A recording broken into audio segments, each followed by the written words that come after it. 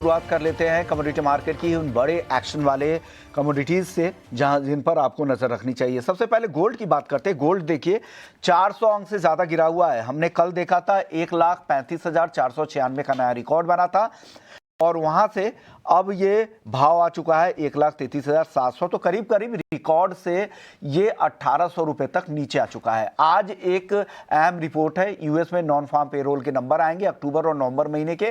कहा जा रहा है कि नवंबर में जॉब्स जो एडिशन होने वाले हैं वो 50,000 के आसपास के नंबर रह सकते हैं और जो अनएम्प्लॉयमेंट नंबर है वो 4.5% रहने का अनुमान है।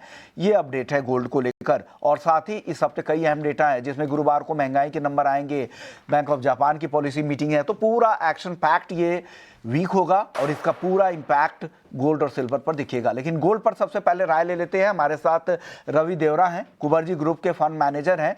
रवि जी बहुत बहुत शुक्रिया, गुड मॉर्निंग आपको। सोने से शुरू करते हैं सर। 1,800 रुपए नीचे रिकॉर्ड से आ गया है और गिरावट लग रही है क्या? जब से आज डेटा के पहले मुझे लग रहा है कि थोड़ा नर्वसनेस रह सकता है। ओवरऑल ट्रेंड में पॉजिटिविटी बरकरार है, बट इंट्राडे पर्सपेक्टिव से बिफोर डेटा यहाँ पे सेल करना और सेल की पोजीशन को डेटा के पहले प्रॉफिट बुक कर लेना। लेवल स्पेसिफिक 134 के जितने करीब मिले सेल करें। स्टॉप लॉस होना चाहिए 134,300 का एंड डाउन से जो टारगेट है वो 1,33,000 तक आ सकता है। तो इंट्राडे पर्सपेक्टिव से मुझे लग रहा है कि ये मुनाफा वसूली है।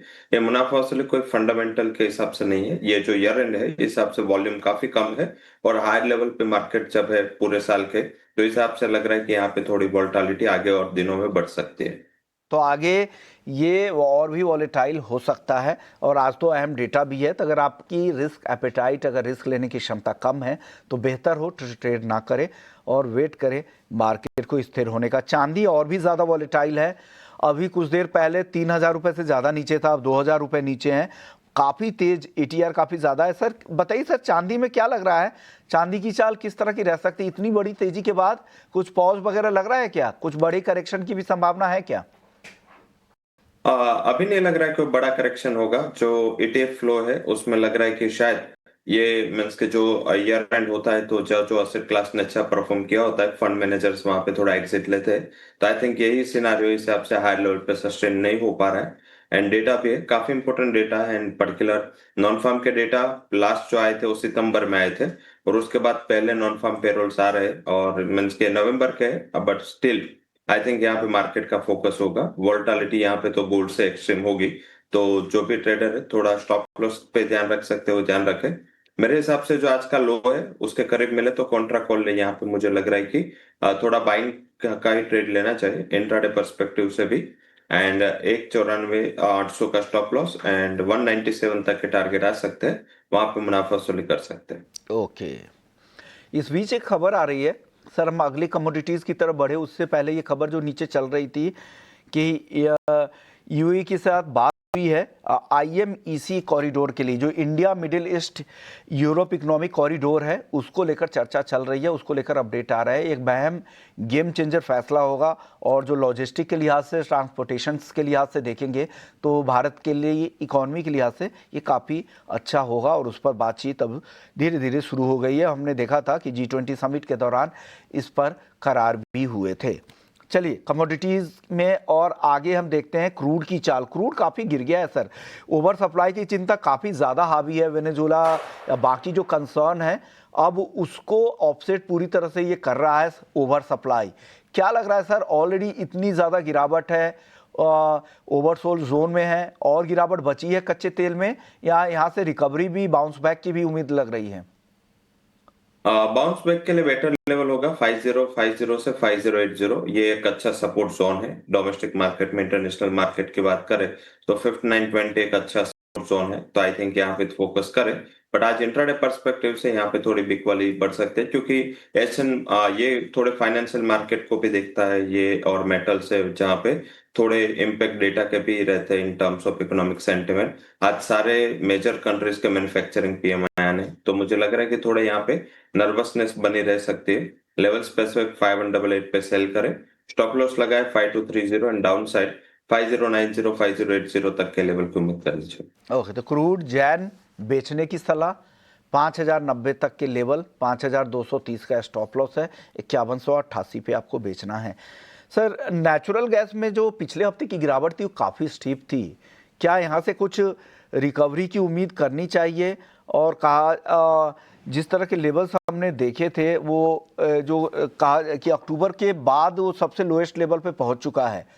क्या एनजी में, क्योंकि सीजनल डिमांड का सपोर्ट तो मिलता है एनजी को, क्या कुछ उम्मीद है रिकवरी की?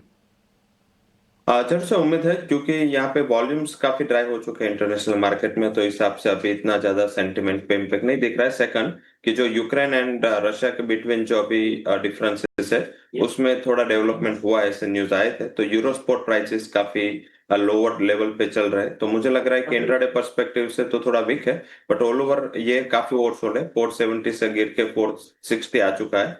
मेरे हिसाब से थोड़े गिरावट पे बाय कर सकते हैं। कॉन्ट्रा कॉल एक वीक के लिए कॉल होना चाहिए।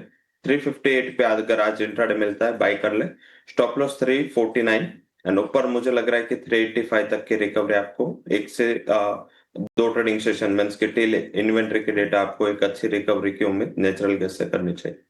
नेचुरल गैस से एक अच्छी रिकवरी की उम्मीद करनी चाहिए। कॉपर में आज मुनाफा वसूली है, जिंक में मुनाफा वसूली है, और लेड सपाट है। एल्युमिनियम को देखिए तो ये भी मुनाफा वसूली ही दिख रही है। तीनों आज मुनाफा वसूली देख रहे हैं, या स्ट्रक्चरली कुछ बदलाव तो नहीं हुए सर? मेटल्स अभी भी तेजी लग रहा है आपको, क्या है? क्योंकि चाइना को लेकर कहा जा रहा है कि वहाँ पर जो पॉलिसी है वहाँ पर उस तरह की कुछ लॉन्ग टर्म विजन नहीं दिख रहे, स्ट्रॉन्ग पॉलिसी सपोर्ट नहीं मिल रहा है मेटल्स को, और टॉप कंज्यूमर भी है, सेंटिमेंट को ये काफ़ी ज़्यादा डेंट कर रहा है चाइना, और इकोनॉमिक एक्टिविटीज़ में भी सुस्ती दिख रही है, नरमी दिख रही है। हालांकि दूसरी तरफ यूएस से खबर है कि वो लगातार होर्डिंग में लगा हुआ है, वहाँ पर सप्लाई काफ़ी ज़्यादा है। तो क्या होगा सर कॉपर में और बाकी मेटल्स में?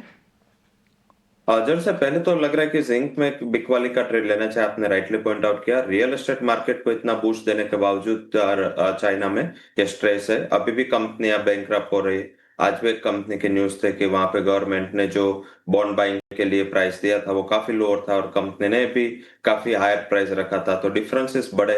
एंड पर्टिकुलर हिसाब से लग रहा है कि इतना जल्दी शॉर्ट नहीं होगा जब तक वहां पे डिमांड में रिस्ट्रक्चरिंग नहीं। तो आई थिंक थोड़ा बहुत मुझे लग रहा है कि चाइना की ओर से के नर्वसनेस थी आज। और ये ईयर एंड में से न्यूज आते रहते हैं और इस हिसाब से वोलेटिलिटी भी बढ़ती है। जिंक दिसंबर वायदा बेच के चले, 304 का टारगेट होगा, 308 पे बेचना है, 310 would be stop loss. But मुझे लग रहा है कि ये करेक्शन में I think aluminium and copper ये दो कमोडिटी ऐसे है कि ये करेक्शन में आपको फायदा लेके कॉन्ट्रैक्ट कॉल लेना चाहिए। आई थिंक मुझे लग रहा है कि यहाँ पे सप्लाई की दिक्कत है, सबसे बड़ा इश्यू है इसमें भी, पर्टिकुलर एल्यूमिनियम में, क्योंकि ये पॉल्यूशन की वजह से चाइना का प्रोडक्शन स्टीप गिरावट के साथ हो रहा है। तो आई थिंक यहाँ पे मुझे लग रहा है कि अगर इंट्राडे में 277 मिल जाता है, थोड़े शॉर्ट टर्म के पर्सपेक्टिव से बाय करें, 272 stop loss and 285 would be target. तो जिंक यहाँ पर बेचने की सलाह यहाँ पे आपकी टॉपिक निकली है 304 के टारगेट के लिए। सर एग्री मार्केट में आज ग्वार सीड ग्वारगम अच्छी रिकवरी दिखाई है, और आज भी ग्वार सीड में तेजी है। ग्वारगम तो नरमी दिखा रहा है थोड़ा 95, लेकिन अच्छी रिकवरी आई है। 5250 के ऊपर ग्वार सीड है, और तेजी आपको दिख रही है क्या ग्वार में सर? जब से लास्ट पूरे सप्ताह हमने गुआर में बाइंग की रिकमेंडेशन दी थी और करीबन 350-400 पॉइंट की उछाल आपको गुआर सीड में, गुआर गम में भी 600-700 पॉइंट की उछाल आई है। यहाँ पे थोड़ा कंसोलिडेट कर रहा है। ओवरऑल मुझे लग रहा है कि स्टेगर डिलीवरी पीरियड के बाद थोड़ा करेक्शन आ सकता है। तब तक एटलीस्ट यहाँ पे जो ट्रेंड है वो फॉर्म बना रह सकता है। लेवल्स पे बात करें तो गुआर गम मुझे लग रहा है कि अभी भी थोड़ा यहाँ पे स्कोप बचा हुआ है। 9600 के करीब प्राइसेस है, इसको जनवरी फ्यूचर बाय कर सकते हैं। स्टॉप लॉस लगा है 9520 एंड ये रिकवरी और 9860 तक आ सकती है। ओके सर, ये मसालों में आज हल्दी तेज है, लेकिन धनिया फिर से वापस से मुनाफा वसूली दिख रही है। जीरे में भी सुस्ती दिख रही है। 10,000 तक फिसल के धनिया आ चुका है। आपको क्या पसंद आ रहा है? ये अभी कॉन्ट्रा ट्रेंड हो चुका है। 15 तारीख के बाद आप देखें, मीन्स ये सप्ताह में लास्ट सप्ताह के एंड में जो भी कॉमोडिटीज पूरे महीने चली थी उसमें करेक्शन है, जो भी कॉमोडिटीज महीने गिरी थी उसमें रिकवरी है। तो आई थिंक यहाँ पे मुझे लग रहा है कि थोड़ा बहुत मीन्स की डिलीवरी का जो एंड अराइवल का इश्यू है वो धनिया में है, एंड इस हिसाब से थोड़ा प्राइसेस गिरा है। बट मुझे लग रहा है कि शॉर्ट टर्म के लिए अच्छी विजिबिलिटी है। अगर आज 9,980 की लो की है अभी, 9,900 के करीब मिल जाता है तो धनिया में कॉन्ट्रा कॉल लेके बाई करें। 2 से 3 ट्रेडिंग सेशन का आउटलुक रखे, 10,300 के टारगेट हो गए एंड स्टॉप लॉस 9,800 का लगाए। शुक्रिया आपका। आपने वक्त निकाला, हमारे दर्शकों को गाइड किया पूरे ही कमोडिटी मार्केट को लेकर, नॉन एग्री और एग्री मार्केट को लेकर। वक्त है ब्रेक का। ब्रेक के बाद जब लौटेंगे तो मार्केट महारथी सेगमेंट की शुरुआत करेंगे, जहां पर समझेंगे अपने महारथी से कि बाजार पर उनकी क्या राय है, कौन से थीम, कौन से ऐसे सेक्टर है जो उन्हें पसंद आ रहा है, और ग्लोबल मार्केट का सिनेरियो घरेलू बाजार के लिए कैसा है। चर्चा होगी ब्रेक के बाद। चल लौटते हैं।